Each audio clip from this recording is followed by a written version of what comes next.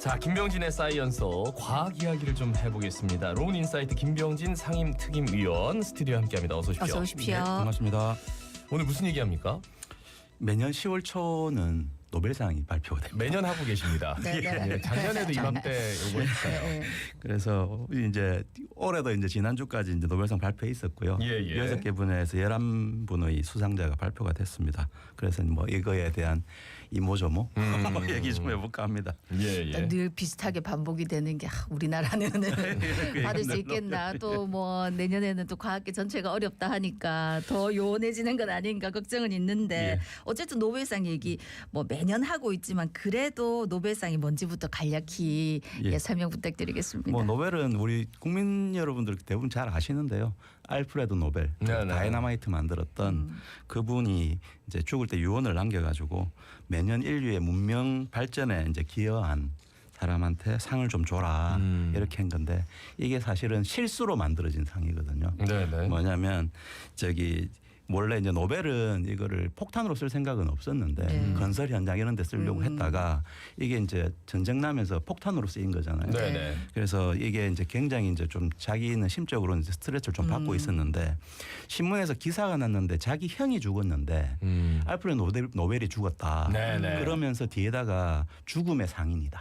이렇게 적은 거죠. 헤드라인이요. 네. 죽음의 상인 노벨. 죽었다. 뭐 이런 식으로 나온 거죠. 사망. 엄청나게 이 충격을 충격을 받는 받았죠. 겁니다. 예. 그러니까 자기 마음은 그게 아닌데 네. 하여튼 그래서 이러면 안 되겠다. 그래서 물론 이제 그 화약으로 돈을 벌었지만 이 돈은 이렇게 인류 발전에 좀 기여한 사람한테 줘야 되겠다 해서 자기 유산의 94%를 기부를 했답니다.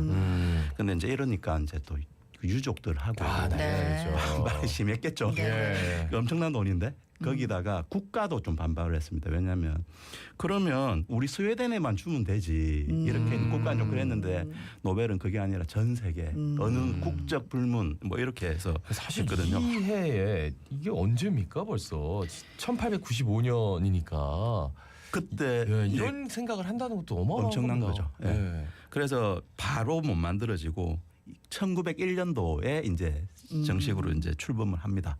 그래서 제일 처음 시작할 때는 생리학상, 물리학상, 화학상, 문학상, 평화상 이렇게 해서 5개 분야로 시작했거든요. 네. 네네. 근데 요새 노벨 경제학상이 있잖아요.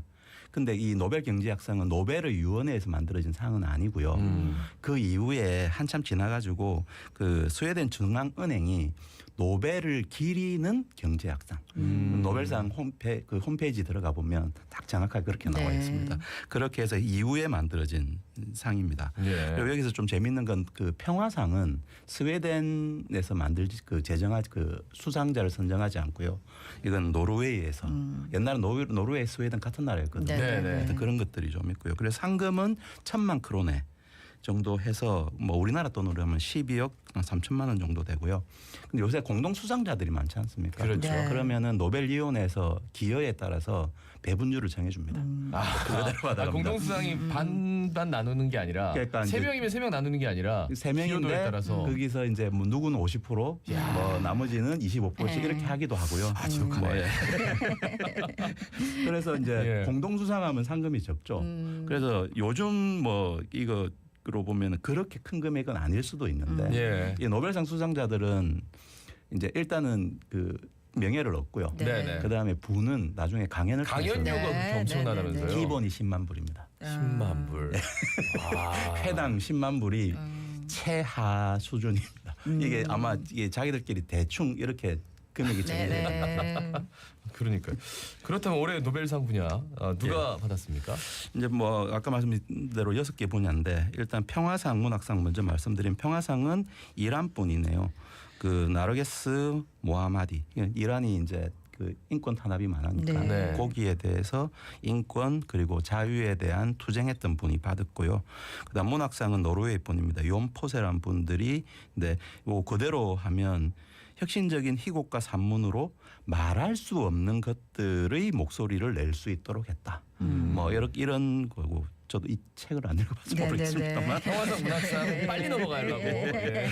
그리고 경제학상은 이제 클라우디아 골딘이란 분이 여성의 노동 시장에 대해서 오랫동안 연구해서 임금 격차라든지 그 원인이라든지 이런 걸 밝힌 분이고요. 예. 이게 이제 비과학 분야고 과학 분야는 생리학상은 이제 두 분이 받았습니다. 커틀린 커리코 헝가리 출생 분이고요. 그리고 드루 와이스먼 미국 남성분입니다. 그래서 mRNA 백신을 하는데 그 원리를 만들어내고 조작할 수 있는 그걸 해서 이제 이분들이 직접 백신을 만들지는 않았지만 이후에 백신을 만들도록 해서 우리 팬데믹 탈출에 기여했다. 사실 코로나19 시절에 mRNA 이거 네. 뭐 위험하다 어떤다 해가지고 정말 근데 어쨌든 탈출을 한 거잖아요. 그죠. 우리가. 그 mRNA 백신 덕분에 우리가 네. 종식할 수 있었고요. 이제 물리학상은 세 분이 받으셨는데요. 피에르 아고스티니 이제 프랑스 분이고요. 페렌츠 크라우스의 헝가리 출생 그리고 안느 릴리에는 또 이제 프랑스 출생자인데 아토초라는 거를 아토초. 구현해서 분자나 원자 내부의 그런 전자의 움직임을 측정할 수 있게끔 했다. 이렇게 해서 받으셨고요. 그다음 마지막 화학상은 또 세 분입니다. 모온지 바이엔디 그리고 이제 루이스 브루스 이브 두 분은 미국 분이고 네, 그다음 예. 알렉세이 예키모프 러시아 분인데 양자점을 발견해 가지고 그리고 양자점의 원리를 규명해서 차세대 소재 개발에 기여했다. 뭐 이렇게 받았고요. 그 요번에 좀 특징적인 게 여성분이 좀 많습니다. 전체 세 분인데 우리 노벨상이 원래 남성 편향적인 게 있습니다. 네네. 그래서 원래 평균 비율이 17대 1인데 네. 요번에 11분 중에서 3분 받았으니까 굉장히 높은 비율이고요. 출생지 보면 미국이 3분, 그다음에 헝가리가 두 분이나 둘, 예, 돼요. 프랑스 둘, 러시아 1분. 네. 뭐 이렇게 하는데 이게 국적은 아닙니다. 출생지만 표기합니다. 출생지만 보는 거예요. 왜냐하면 노벨이 원래 국적 불문이라고 했지 않습니까? 네. 그래서 또 과학자들은 이주 국적도 많고요. 옛날에는 전쟁 나서 뭐 이스라엘 연구자들이 뭐 미국 가죠. 미국 가기도 예. 하고 뭐 그랬잖아요. 그래서 네. 출생지만 표기하고 그 다음에 이제 부기로 이 수상할 당시에 소속 뭐 이 정도 표기를 합니다. 네. 그래서 출생지라고 보시면 좋을 것 같습니다. 그러니까 아까 이제 과학 분야의 업적을 얘기하셨는데 mRNA, 뭐 아토초, 예, 뭐 양자점 지금 여쭙는다고 설명을 듣는다고 알까 싶지만 너무 어렵습니다. 좀 쉽게 얘기해 주실 수 예. 있습니까? 그래서 뭐 우리 mRNA라는 건 용어가 이제 뭐 이제는 친숙하지 않습니까? 이제 친숙하죠. 예. 네. 그래서 우리 이거 이전의 백신은 대부분 DNA 계열의 백신이었답니다. 네. 근데 이게 만들기도 시간도 많이 걸리고 이랬는데 뭐 이분들이 mRNA를 조작할 수 있는 원리를 밝혀낸 거고요. 이후에 이제 다른 사람들이 이제 그 백신을 했는데 우리가 mRNA 백신 이러면은 모더나 백신인데 네. 이게 제작 시간이 굉장히 빠른 거죠. 그렇죠. 그래서 우리가 팬데믹 그 짧은 시간 동안 원래는 백신을 10년 정도 걸려서 만드는데 그렇죠. 1년도 안 걸려서 만들어서 그다음에 안정성도 높았고 네. 그래서 사실은 팬데믹이 없었으면 이렇게 빨리 만들려고 시도를 안 했을 수도 있는데 팬데믹이 없었으면 네네. 이분들 상도 못 받았겠죠. 그죠. 네. 이게 참 이 세상의 참나. 변화와 연계되고요. 네. 그다음에 물리학상 아까 아토초라고 말씀드렸는데 아토초는 뭡니까? 10경분의 1초랍니다. 네? 1초를 10경으로 일초를 쪼갠 10경. 거죠. 예. 아 100경분의 1이 아니고요? 예. 아 100경분의 1초인데 100경분의 1초. 경이라는 거는 그냥 들어만 엄청난 본 건데, 숫자 예. 개념인데. 그런데 이게 무슨 의미를 가지냐? 이게 원래 빛이 파동을 가지지 않습니까? 네네. 근데 우리가 카메라를 생각해 보면 빛이 한 번 가서 한 화면을 찍지 않습니까? 그렇죠. 이게 100경분의 1초 단위로 빛이 나갔다 안 나갔다 안 나갔다 안 나갔다 하죠. 펄스를 이렇게 네네. 그러면 사진을 찍을 수 있습니다. 그 순간마다. 근데 우리가 원자나 분자 안에 전자들이 있는데 너무 빨리 움직이니까 이거의 움직임을 측정을 할 수가 없었는데 이렇게 굉장히 빠른 속도로 펄스가 나는 빛이 가면서 그 움직임을 측정하는 사진을 찍을 수 있게 된 거죠. 그래서 이 원자 내의 전자의 원리, 움직임 이런 걸 밝혀내는데 기여를 한 거죠. 크게 돈은 되는 건 아닙니다. 아 근데 정말 신기한 게 그러니까 전자가 있을 거다. 그죠. 그렇죠. 그 안에 뭐 양자가 있고 뭐 전자가 있고 뭐 그죠. 이런 핵이 있고 뭐 이런 거 있잖아요. 근데 그걸 본다는 거잖아요, 지금. 이제는 다 볼 수 있는 거죠. 그러면 원리를 또 밝혀주고 네, 네. 뭐가 그러면 또 다 우주의 알겠죠. 원리들을 계속 찾아낼 수가 있는 거죠. 네. 그리고 화학상은 아까 양자점, 퀀텀 닷이라고 하는데요. 요거 설명하기 좀 굉장히 어려울 것 이게 같아요. 물질을 쪼개면 예. 이렇게 그런 생각을 하는 거예요. 이거를 금을 한 개를 쪼개면 예. 금이잖아요. 예. 또 쪼개고 하는데 엄청나게 굉장히 작게 쪼갰다. 그래도 금일까? 이런 생각에 의해서 쪼개다 보니까 전기적 성질이나 광학적 성질이 바뀌는 애들이 있더라. 네. 이걸 찾아낸 거죠. 이걸 양자점이라고 얘기를 하고요. 굉장히 초미세 입자거든요. 근데 이게 쪼개고 하니까 성질이 바뀌잖아요. 거기다 다른 전기를 넣으면 색깔이 바뀝니다.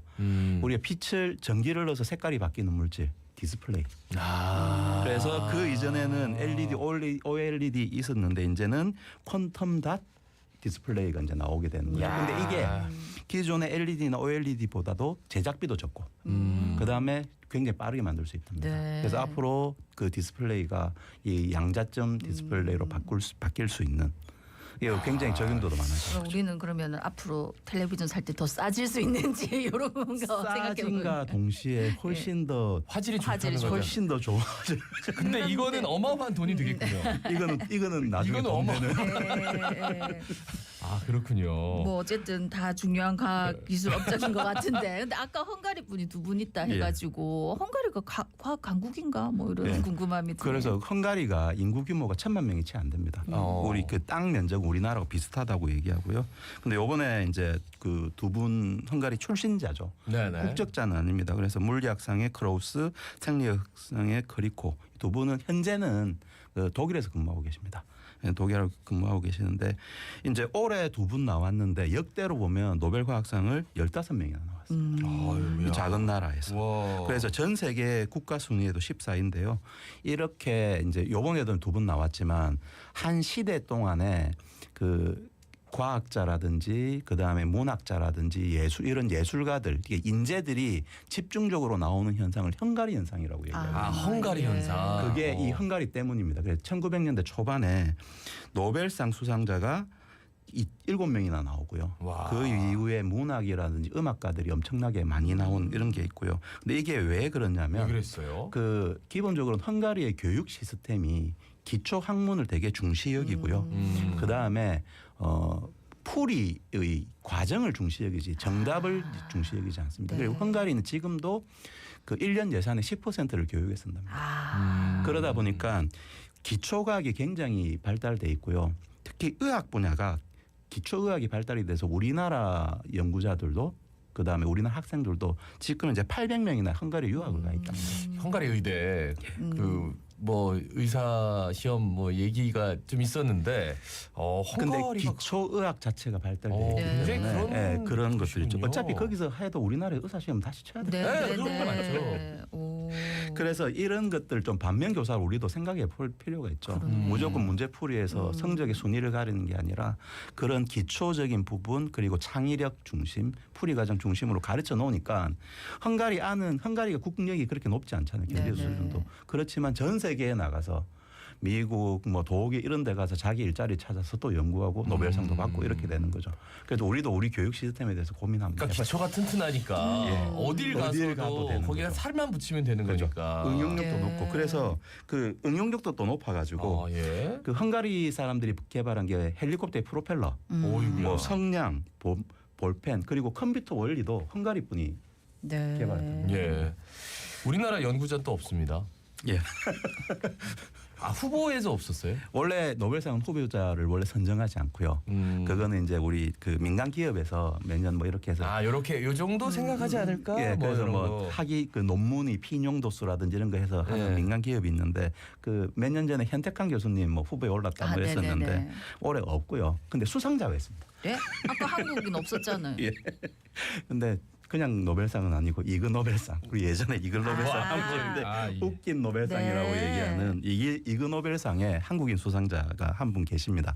그래서 이제 이그 노벨상은 하버드의 이제 과학유무 잡지에서 선정하는 건데 네. 뭐 재밌는 거 그다음 다시 하면 안 되는 연구인데 요번에 받으신 분야가 뭐냐면 공공보건 분야거든요. 네네. 그 변기 우리 그 자빈 변기에서 이제 배설을 하시면 예. 거기에 이제 소변 대변을 카메라로 찍어가지고 무슨 병이 있는 건지 뭐 있을 수도 있고 그다음 항문의 모양을 찍어가지고 네. 사람 신원도 추적하고 뭐 이런 것들 개발하겠습니다. 왜 이런 걸 이그 노벨상이네. 그죠? 이그 노벨상. 웃기죠. 근데 한편 생각해 보면 이게 그 변기 화장실이라는 곳이 자기만의 공간이잖아요. 네. 예. 그래서 이런 그 자기 건강 체크하는 데 있어서 굉장히 중요한 것들을 할 수 있다. 이분이 스탠퍼드 의대에서 개발하신 거거든요. 예, 근데 예. 우리나라 같으면 이거 개발한다고 했으면은 택도 엄소를 하지 말아야 그러니까. 뭐 쫓겨났을 예. 수도 있는데 예. 미국은 이게 가능하고요. 그다음 다시 한번 생각해 보면 옛날에 우리 그 조선시대 임금님들 아침에 항상, 주무시면은 그치. 그 예. 의사들이 받지 않습니까? 보고 네, 이제 네, 매화틀이라고 네. 그러죠. 네. 볼 수 있습니다. 그러니까 이런 게 사실은 상용화될 수는 없지만 그죠. 의미가 있는 거죠. 예, 예. 알겠습니다. 아까 저 언급을 잠깐 하시긴 하셨는데 우리도 노벨상 수상자 나올라면 어쩌면 되겠습니까? 결국에는 짧게 말씀. 뭐 기초 이런 부분들 되게 중요하게 생각하고요. 예. 또 그다음 글로벌 협력 이런 것들 되게 중요합니다. 그런데 최근에 이제 그 국제적으로 노벨상 펀드라는 게 있거든요. 네네. 그래서 그 뭐냐면 어떤 교육 프로그램인데 연수 프로그램인데 거기에 수학자들이 노벨상을 꽤 많이 받아서 이런 게 있는데 요번에 올해 우리나라 연구자 그 신진 연구자 4명이 거기 선정이 돼서 이런 식으로 국제 협력들을 많이 하면 머지않아 받을 수 있지 않을까 생각합니다. 네. 그러니까 머지않아가 지금까지 왔는데 예, 받겠죠. 네. 예, 뭐. 근데 우리가 기술보다는 이제는 네, 좀 과학에. 대해서 네. 좀 그거 해야 되는 부분이 있습니다. 그러게 말입니다. 그래놓고 무슨 돈이 된다 안 된다 그 말씀하시고 되겠습니까? 지금 문제 지금 예. 바라보는데 로운 인사이트 김병진 상임특임위원이었습니다.